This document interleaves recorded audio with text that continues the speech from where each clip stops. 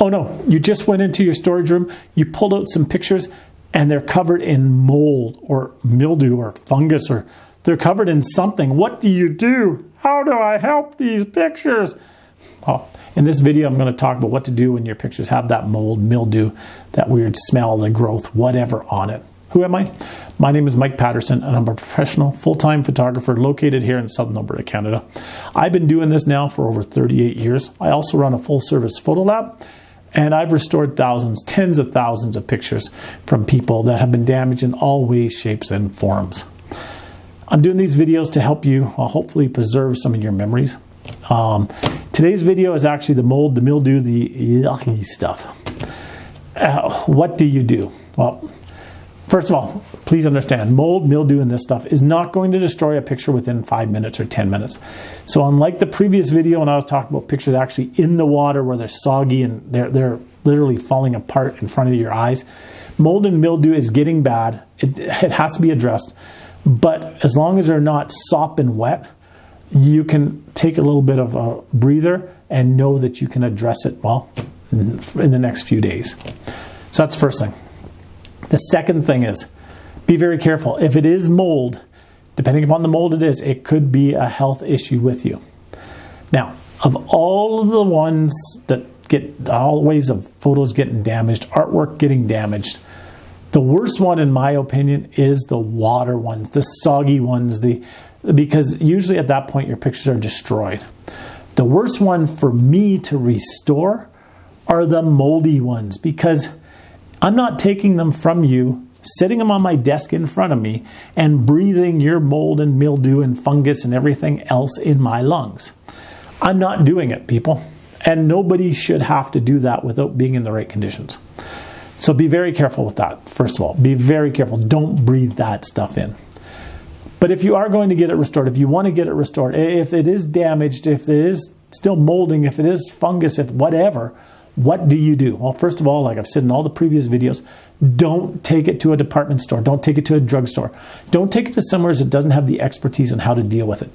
Don't take it to some place that's going to ship it to their other location or to their main lab or halfway around the world or around the world to get it fixed, because the damage will just get worse and it's not worth it. Take it to somebody like me, and I'm not saying me, but somebody like me, a mom and pop operation where they do the work there, where they will be able to talk to you about it, look at it, tell you, give you suggestions, and go from there. Now, if it's one picture, just one picture, that's not too bad. But this happened a few years ago. I had a lady call me, and she had thousands, and I mean thousands of photos that were in water for a long time. They had dried out, but they were now moldy, mildewy, fungusy, just horrible. And she goes, "Oh, will you do this? How much will you charge?" And when I told her what I was going to charge her, she just over. I told her, I says, "Here's what I would have to do." I says, "I will have to go home.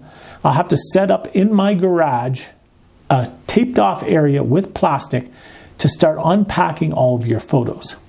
I'm going to have to lay them out, let them dry if they're still wet," because she didn't even know if they were wet inside, still damp or whatever.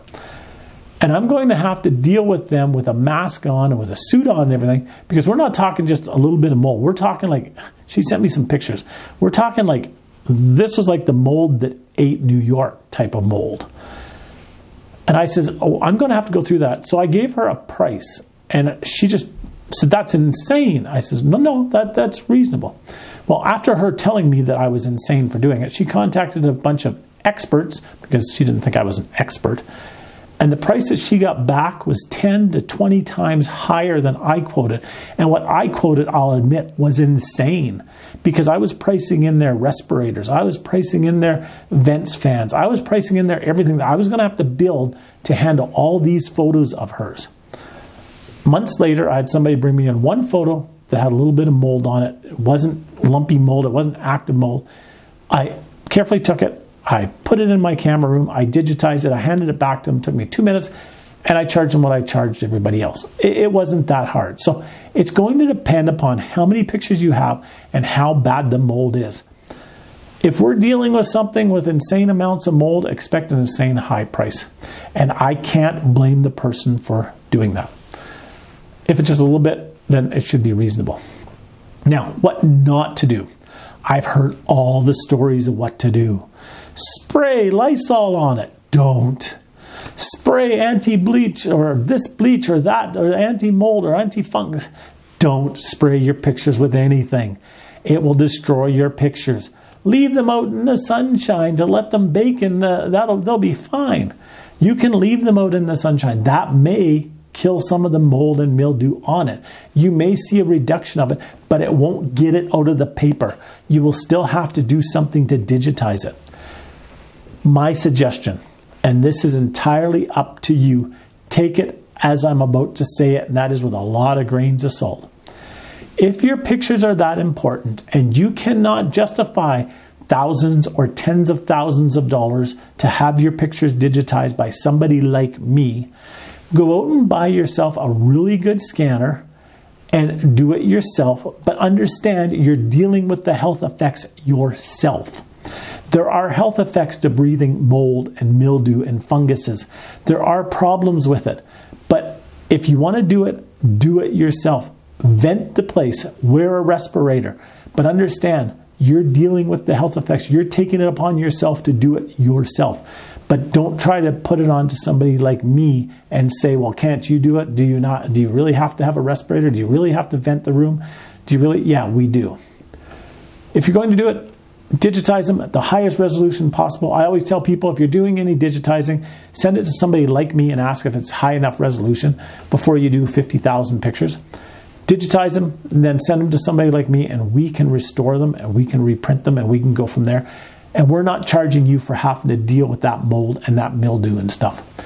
Side note on that, depending where you're located, depending what country, depending upon the rules and everything, if you bring them to a company where there's employees and stuff, and it's not just a mom and pop operation, this creates a huge issue for the owners of the company because they are required, mandated by law, to have specialized rooms to vent all of this garbage out and to deal with all of this garbage. So again, I can't stress this enough. It's a health hazard to deal with it. Now, getting back into the sprays, the sunshine, everything like that. People say, set up an ozone tent, set up this tent, set up that tent, put it in this, put them in your dryer and run them in your dryer, and don't do any of that stuff. That's all just a bunch of stuff on Google. It's these so-called Google experts that are trying to tell you to do this when they have no clue what they're talking about. Mold, mildew, and that stuff generally is not eating it by the day. Yes, it's going to eat it over time. Yes, you want to deal with it. If the pictures have dried out but still have the residue, mold and mildew and stuff like that, take your time, contact some people, see what they recommend, see what they're going to charge you, and go from there. If you have had a flood or anything like that and you're having this done through your insurance company, let the insurance company know that you're dealing with mold, mildew, and this, that, and the other thing, and let them know that the price is going to be insane, and make sure that you're even covered for it before you get into it. Again, going back to this one person, when I quoted them, and I won't tell you what it was, but it was over $10,000 for the project. When I quoted them the price, they said the insurance company signed off on it the next day. They said there was no problem, they would do it. But then they went and had more prices, and then they came back to me 6 months later, and that project was never done that I know about. I don't think the insurance company did sign off on it. So check first before you even get into all this, because you may just be taking your own time and time of other people, and it may not even be worth it for you.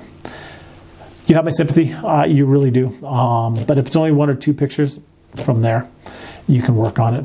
If it's original stuff, this is where you want to contact a restoration company that may have the facilities to handle one piece of artwork or one original document.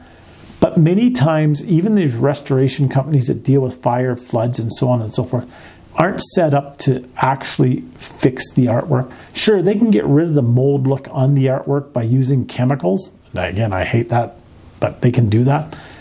But if you have something that's valuable, historically significant, whatever, you may have to find an expert that you can send it to that has all the technology to actually go through, and I don't know if this is what they do, but to bleach the canvas or the material, or to do whatever to get rid of it that's inside of the paper, inside of the canvas, inside of whatever the material is.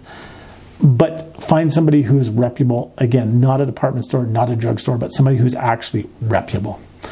You have my sympathy. Until next time, have a great day, and we'll talk to you soon. Bye-bye now.